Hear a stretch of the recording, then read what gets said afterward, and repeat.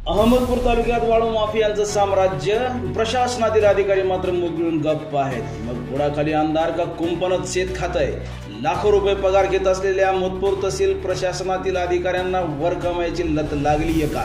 नाही तर मग 2 वर्षापासून न्याय मागत आहेत सखाराम राठोड यांच्या जीविताला थोक असल्याचे निवेदन देऊनही अधिकारी का करतायत आंधळ्या बहिऱ्याचं सोंग? पहा काय म्हणतात। आज मी तुम्हाला सांगतो, तहसीलदार मॅडमला कॉल केला 2 वेळेस तरी उचलायला तयार नाही। आम्हाला लई मोठा त्रास आहे, आम्हाला वाचवा, गरिबीचा जीवन जगवा, आम्हाला जगू देत असला जगू द्या, नाहीतर हवाला उडून जाते, आम्हाला एका दिवशी मरून जातो, काय अडचण नाही। कुणाची आहे? माझीच आहे, देव राठोड, माझा बंधू मोठा। आमचे 7-12 फुटलेले नाहीत, 7 भाऊ एकत्र आहोत आम्ही। आणखी आम्हाला जमीन फोडायला माहित नाही, सगळ्या मोठ्या भावाच्या नावाने जमीन आहे। हे आम्हाला वाचवायचं असलं तर तुमच्या हातात आहे बघा। अहो, आम्हाला काही माहित नाही काय झालं काय नाही, ते कोण टाकायला कोण उचलायला। जर धमकी आम्हाला अशी धमकी द्यायला, जीव मारण्याचे प्रयत्न करायला हायवाले, आम्हाला माहित नाही। 51 आणि 163 आम्ही अर्ज केले, त्या दिवशी मॅडमने माल जप्त केली, 80 ब्रास केली, ऐका, तरी आम्हाला कोण्या गोष्टीत मदत झालेली नाही। 22 तारखेला जप्त झालेला माल 22 आज 2 तारीख आहे ना, आज 1 तारखेला जप्त व्हायला। आज ऐका, लक्षात घ्या, तुमचं गव्हर्नमेंट काय करायला आमच्याकरता हे तुम्ही बघा आता काय करायचं। शासनाचा लाखो रुपयाचा महसूल बुडवून अधिकारी स्वतःच्याच घशात घालत आहेत। प्रशासनातीलच काही मुजोर अधिकाऱ्यांच्याही 3 हायवा याच ताफ्यात राजरोस वाळू वाहतूक करत असल्याच्या चर्चाही दबक्या आवाजात होत आहेत। अहमदपूर तालुक्याच्या रुई, राळगा, सांगवी, माळेगाव यात्रा परिसरातील नागरिकांनी नाव न सांगण्याच्या अटीवर माध्यमांना या अंधारात चालणाऱ्या खेळाचा उलगडा माध्यमांसमोर केला।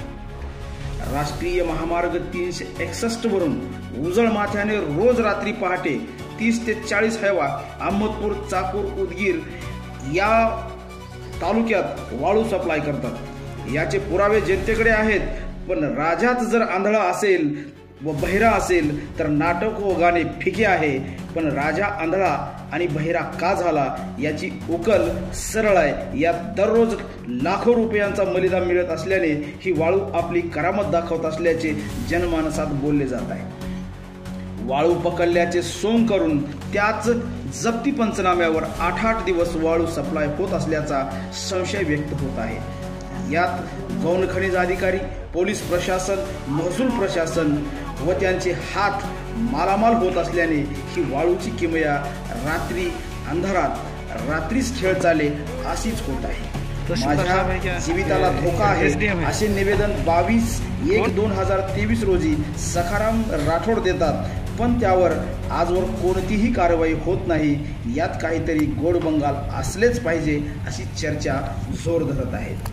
यावर वरिष्ठ अधिकारी काय भूमिका घेतात, का याच लोन त्यांच्यापर्यंतही पोहोचत आहे हेही येणारा काळ सांगेल।